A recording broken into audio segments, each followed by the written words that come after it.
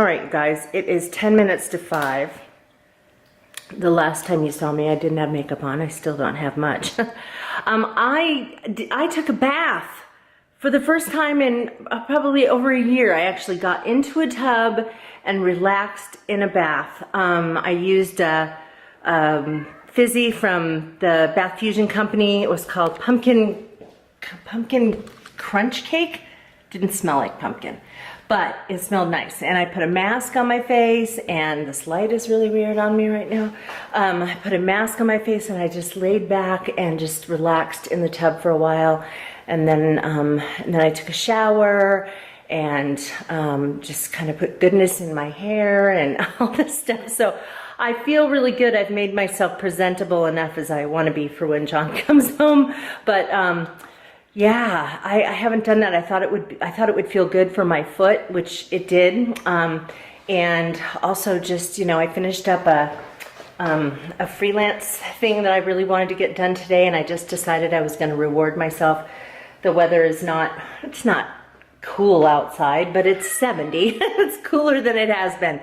So I decided that that's what I would do, and it felt great. So if you haven't taken a bath in a while, take a bath. Dinner tonight is out of my new plant-based cookbook called Blissful Basil by Ashley Malello. And what I'm fixing is actually one of their appetizers. It is a roasted balsamic cauliflower. Well, it's roasted balsamic cauliflower steaks with tomato basil relish. And I will tell you that when I sliced the cauliflower, I only got one decent steak out of it. The rest just kind of fell into pieces, so mine is not going to look like this. But I do have the relish that smells a lot like kind of what you would put on a bruschetta. And it's just got tomatoes and basil and balsamic and salt and pepper and some garlic, and so that gets served on top. And then I'm just toasting up a few pieces of French bread, so we can, if we want to put some of it, like the broken pieces of cauliflower, if we want to put that on top of the bread, we can, and sort of make a version of a bruschetta. So I'm roasting the cauliflower right now. It's marinated in balsamic vinegar and some tahini and a bunch of other yummy stuff. So I will let you know how this was. And I never did get around to making the pumpkin scones today. I took the pumpkin puree, as you know, and thawed it, and then I put it in the refrigerator. So I'll make those tomorrow. But I did decide to take my tomatoes that were ripe and kind of becoming overripe, and I'm making a sauce. I found in my freezer some yellow tomato, well, they're white tomatoes that are yellow, that I had frozen and kind of had taken some of the stuff out of the bag to make sauce and left some in there and realized I had some more, so I took that out and put it in here. My tomato sauce recipe is just kind of a little of this, a little of that, a splash of this, a splash of that. I put tomatoes in, I put in some balsamic vinegar, I put in some red wine, and then I put in basil and oregano. I don't have any exact measurements on that. I cook it down, and then when all of this is nice and soft, I'll put an immersion blender in there. I don't take the skins off because I'm gonna blend it, and then I cook it down some more until it gets thick. A lot of the stuff that I made over the summer I canned, took it through the heat canning process. I'm not gonna do that with these. I'll just put it in canning jars and put them in the refrigerator. Dinner tonight out of the Blissful Basil cookbook is this these roasted yellow pepper, sun-dried tomato, and basil portobello pizzettes. That was a mouthful. So that's just little baby portobellos, and they're filled with this kind of an imitation mozzarella cheese that's made with cashews as a base. It was really good.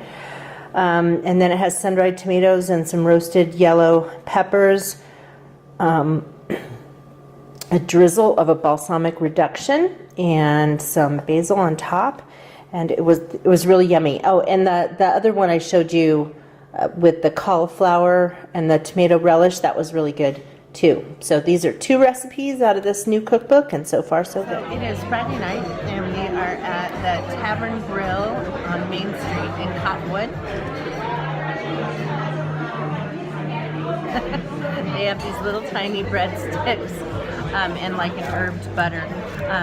I ordered a lavash that has tomato, olive, mushroom, and artichoke hearts. John's getting a rice bowl with coconut shrimp. So this is John's shrimp bowl. He says it's really good. This is a slice of my lavash, the beef lavash. I can speak. The lavash is huge. Yummy.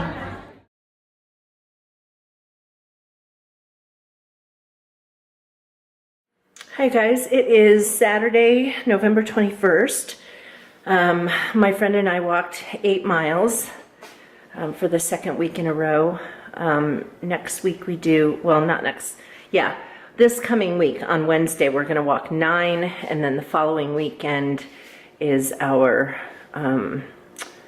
race, and then and that's the 15K, so that's 9.3 miles. Anyway, today is the day of the turkey plucking in the neighborhood. Clearly I'm not ready to go. I have to put some makeup on and do something with my hair. It's 11 o'clock. I guess the plucking of the turkeys, like our neighbors, if you weren't watching me this time last year, our neighbors who are kind of across the street and over, raise turkeys, and then they have this party every year where at around 11 people come over who want to help butcher the turkeys. I'm not into that. And thankfully they do it like on the other side of their barn so that the people who don't really want to witness that don't have to. At 2 o'clock is a potluck, and so what they will do is they're probably right now cooking a turkey, and then everybody brings Thanksgiving-like side dishes.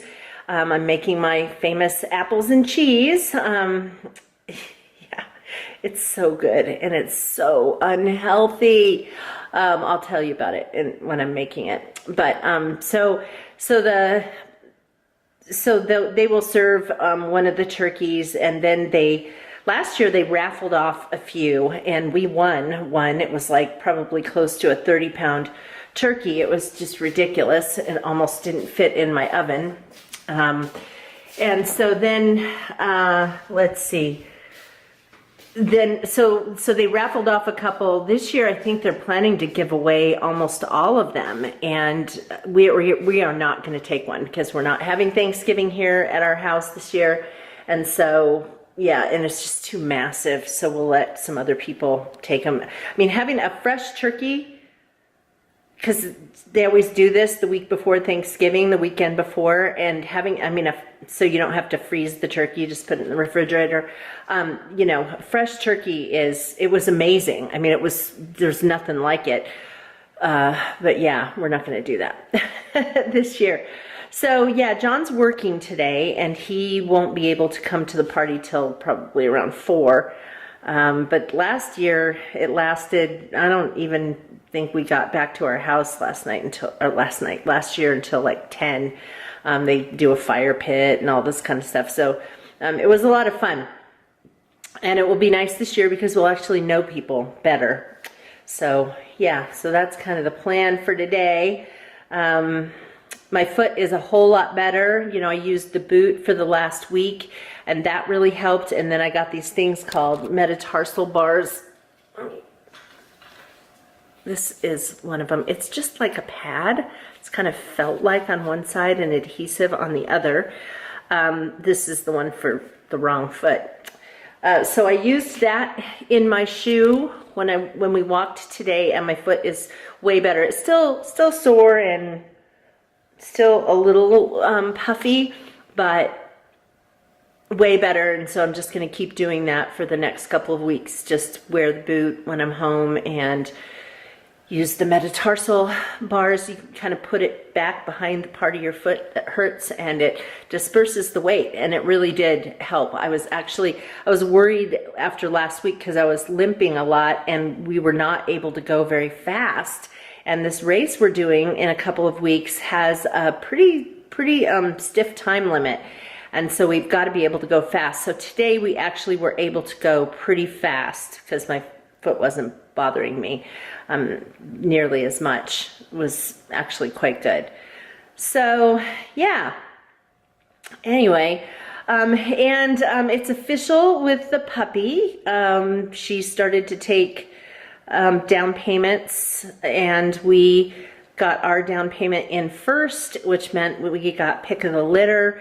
And so we got to pick this one that is just beautiful, and she's a week old now, and she's just getting fat. She wasn't the biggest one in the litter when they were born, but she's the biggest one now. She's just a tubbo, and so cute. I can't even stand it, and I have to wait till the middle of January before I can take her home. But at least we know who it is, and who's our little puppy, and we have decided on the name Monica. So I think it's a perfect name. We were thinking about Sarah, and then I was just kind of like, I just don't know. And so anyway, so it is going to be Monica. So really excited about that. Yeah, nice little late Christmas present she will be. And a nice way to celebrate moving into my retirement, having a little puppy to train. Okay, so I'm making a double batch. This is, these are cooked apples. Now, these are ones that I got from my tree, and I processed them and I put them through the canning process, and so they're already kind of cooked. If you are going to do this, for a single batch, you'll get about 10 green apples, Granny Smiths, and then peel them and cook them until they're kind of fork tender. You don't want them to be too soft. You put them in your baking dish. I put some cooking spray in there so it doesn't stick. And then here is the disgustingness. This has a stick of butter melted, 8 ounces of Velveeta cheese. You melt that together and stir it up. 3/4 of a cup of flour and a cup of sugar, and you spread it over the top of this, and you bake it at 350 for 30 minutes or so. You want the top to be kind of brown and bubbly. So yeah, it sounds horrible, but it is so good, and I only make it 1, maybe 2 times a year just because it's so not good for you. So that's what it looks like before it's cooked. Now, when I said to cook the apples, you peel them, core them, slice them into, probably 8 pieces per apple, and then you're going to boil them in water. And so just stay close, though, because you want to keep testing them to find out when they're tender, so otherwise they'll just completely fall apart. You don't want to do that. So then, like I said, this is going to go in the oven. Right now, all this cheesy stuff is sitting on top of the apples.